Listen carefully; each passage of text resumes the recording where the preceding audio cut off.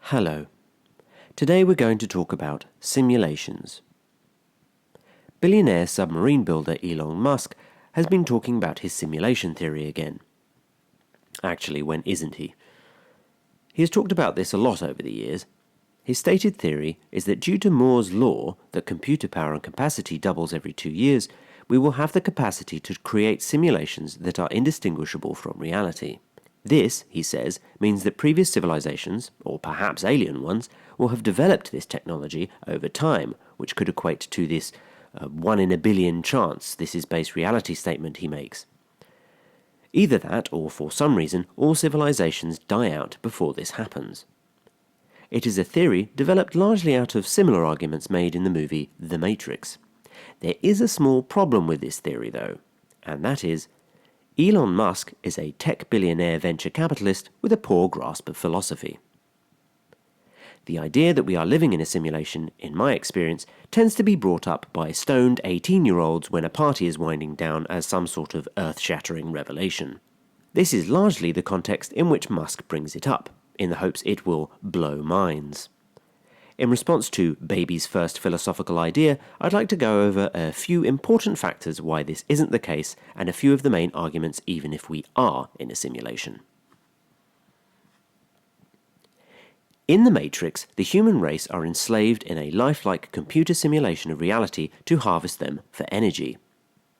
Humanity are unaware of this, so are kept docile and placated, so they are more easily harvested. When asked how the Matrix is not real, the character Morpheus says that, "What is real? How do you define real? If you're talking about what you can see and touch, these are merely electrical signals interpreted by your brain." Which is 100% accurate, and we will come back to this argument. But for the moment, we need to debunk a few major flaws in the malevolent AI's plan revolving around this simulation. For, you see, it defies the laws of thermodynamics. The amount of power required to not only store and harvest billions of living bodies but to power a perfectly realistic computer simulation system with no lag is exponentially greater than the power you would harvest. You cannot derive more energy from the living body than they will be using up to power the Matrix as materials for fusion and to feed the humans. The system is not only inefficient and impractical, it is basically impossible. So no, we are not living in the Matrix. The question that follows from this is, what would be the other goals of creating a simulation for our consciousness to exist inside? If a civilization has become sufficiently advanced to the point where they can create a computer program and a digital interface that can send and receive between biological matter, why do they need to put a barely evolved ape inside it? To study us? For what? Their history will have enough evidence of their early civilization to obtain whatever limited knowledge hooking up our oversexed, violent and greedy brains would grant them. There is no benefit to placing a conscious mind inside a simulation that the technology required to do so could not be better invested elsewhere. Which leads us to the point about Moore's law. For a tech bro, Musk seems shockingly out of date on this particular issue, given that we are seeing a huge slowdown in the development of processor speeds, largely due to the limitations of heat and matter. We have almost reached the point of smallest possible energy transfer, and we keep slamming up against the restrictions of transfer using matter, and not only that, but as this transfer gets faster and faster, the more heat is generated. For technology to evolve to the point of lifelike perfection, it would need to be reconceptualized to move this fast.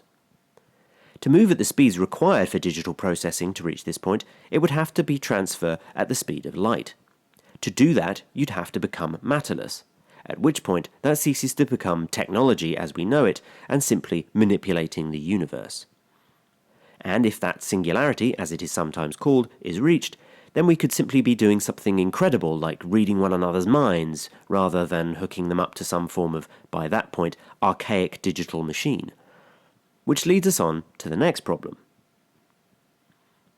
If you were creating a digital realm for the senses, indistinguishable from reality, you would have to program in our awareness of this.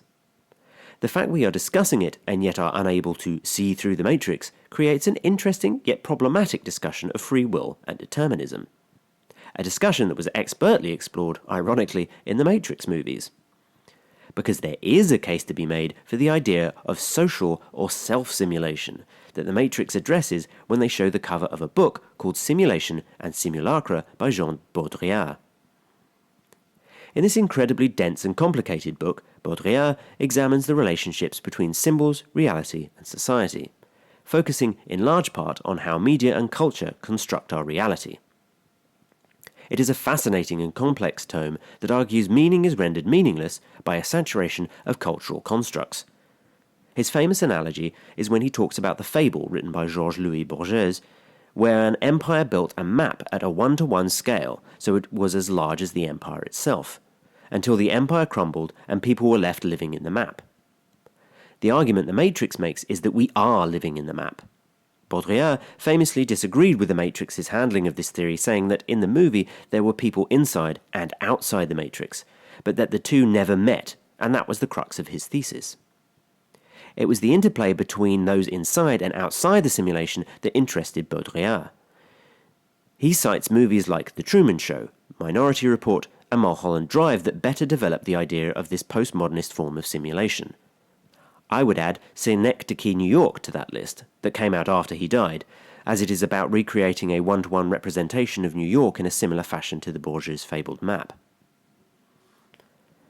A lot of this philosophy is known now thanks to films like The Matrix, and while that movie is incredibly ambitious in its understanding and representation of these ideas, it also took it a little too literally in that stoned teenager Elon Musk fashion.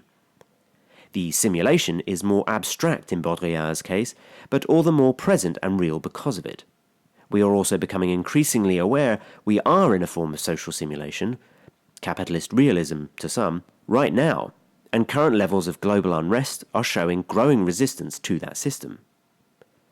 This is an important part of the psychology inherent in this idea of simulations. If you are aware of the simulation, you can undermine it. If material reality itself were false, a simulation therefore, being aware of that would allow us to undermine it, and we cannot. Therefore, we can be pretty sure life is not as Musk describes it. Life may well be a simulation, but it isn't a digital one created by some godlike other, which leads us to our final problem. So what? If Musk's arguments are true, so what? We cannot change this simulation or undermine it. We cannot leave it. All we can do is contribute to it as best we can. In which case, you are just talking about life. If you want to understand more about how life, i.e. existence, treats us, there are far better thinkers than Elon Musk who grapple with far greater concepts. Look up Heidegger and his idea of thrownness, or Schopenhauer, or Kierkegaard, or Camus, all of whom contemplate the nature of our reality far better than a deeply privileged white man who misconstrues idle thoughts while high as insightful earth-shattering philosophy. Today we learned we do not live in a digital simulation. If we did, it would be inefficient, pointless, and easily undermined. And if all that wasn't true, it doesn't matter anyway, because we probably do live in a simulation, but a social one of cultural symbols and interactions. Please be sure to note all of this down in your exercise books, as this will come up in future videos. And probably conversation with Musk boys who are just asking questions, mate. Thanks for watching.